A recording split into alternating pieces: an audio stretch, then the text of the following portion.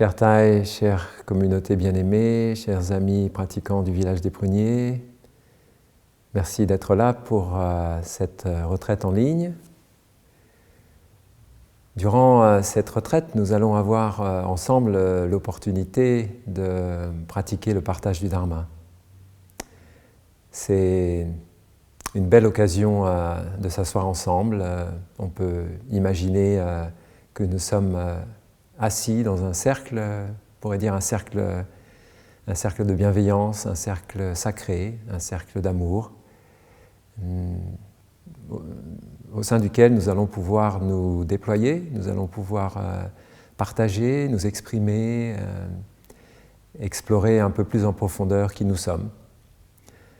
Cette pratique est vraiment une pratique fondamentale au cours de nos retraites au village des Pruniers.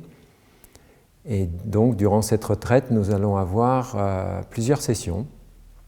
Un groupe sera constitué, que nous allons appeler une famille, facilitée par un pratiquant expérimenté. Et nous allons faire ce voyage ensemble. L'essentiel de cette pratique, c'est tout d'abord de créer un espace, comme je le disais tout à l'heure, où nous allons développer ensemble la pleine conscience, cette énergie d'amour, cette énergie d'accueil qui peut tout embrasser.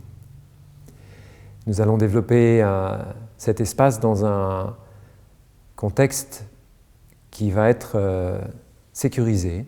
Nous allons faire en sorte, par exemple, de vraiment pratiquer le non-jugement. Donc, à chaque fois qu'une personne s'exprime, nous faisons ce voyage intérieur pour reconnaître peut-être que nous avons des jugements et nous les laissons circuler sans nous y attacher pour revenir à une qualité d'écoute profonde.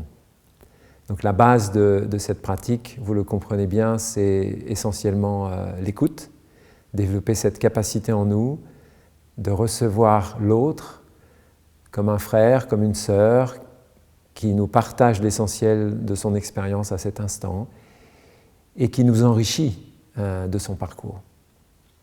Donc nous ouvrons nos cœurs, nous ouvrons notre esprit et nous recevons cette expérience unique, particulière. De la même manière, nous allons avoir chacune la possibilité de partager aussi notre vécu avec ce groupe d'amis et peut-être de se laisser surprendre aussi par ce qui émerge, ce qui se manifeste. Nous avons assez peu l'occasion dans la vie finalement de nous asseoir avec des amis dans un espace tranquille, posé, respectueux, où personne n'essaye de prendre le dessus sur les autres en imposant ses vues, ses opinions. Dans cet espace, c'est tout le contraire. Nous lâchons prise complètement de ce qui peut être la pression du mental, de l'esprit, et nous ouvrons l'espace du cœur. Donc nous allons pratiquer ensemble sur la base de notre expérience. Nous allons partager sur la base de notre vécu et éviter le plus possible tout ce qui peut nous ramener au niveau des idées, des concepts, des visions, etc., etc. Ce qui va nous permettre d'être vraiment dans un accueil inconditionnel de l'expérience de chacun, au plus profond de la dimension de l'être. Pour optimiser cet espace en termes de sécurité, en termes de sensations, de chaleur, de confort, de bien-être, nous allons appliquer un certain nombre de règles.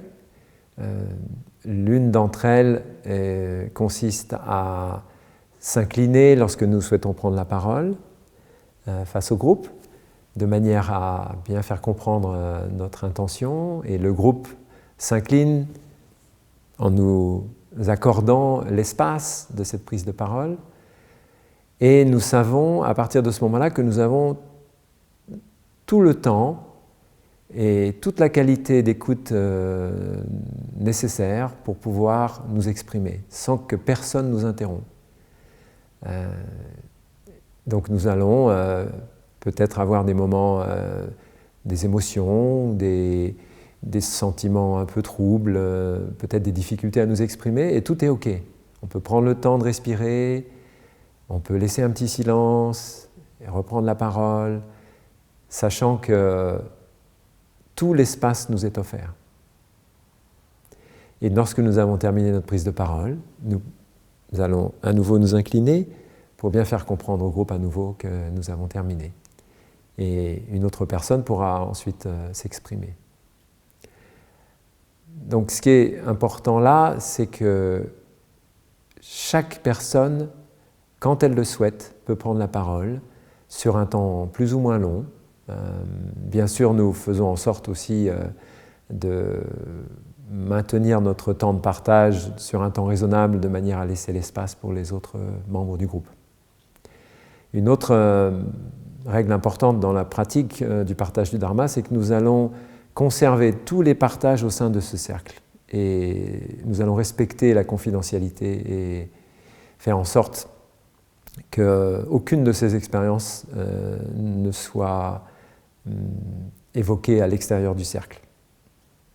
En tout cas, nommément. Ça, c'est très important. Bien sûr, je peux raconter autour de moi mon expérience de ce cercle de partage et quelles sont peut-être les transformations que j'ai pu y vivre. Mais je vais faire très attention de ne pas dévoiler le cheminement des autres personnes. C'est vraiment un cheminement très personnel et qui a besoin d'être respecté tel qu'il est.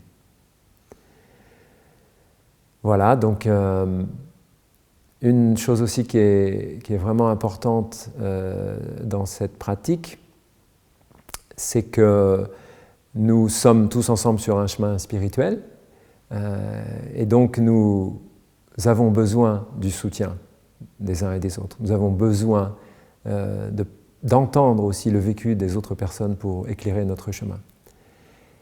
Et ce qui est intéressant dans cette pratique, c'est qu'il n'y a pas de débat, de discussion, il n'y a pas de conseils qui sont donnés. Par contre, tout est déposé au centre du cercle. Je peux avoir une question qui anime mon cœur depuis un bon moment, je la dépose au centre du cercle. Je peux avoir une douleur, une souffrance qui est là, qui habite mon cœur, je la dépose au centre du cercle. Je peux avoir une joie profonde, je la dépose au centre du cercle. Et la magie du partage du Dharma va opérer, la sagesse collective va se manifester et va nous permettre d'avoir une guidance, une vision plus claire sur qu'est-ce qui peut me permettre d'avancer vers une plus grande liberté sur mon chemin de pratique. Voilà, chers amis, je nous souhaite de tout cœur une très belle pratique du partage du Dharma et une merveilleuse retraite.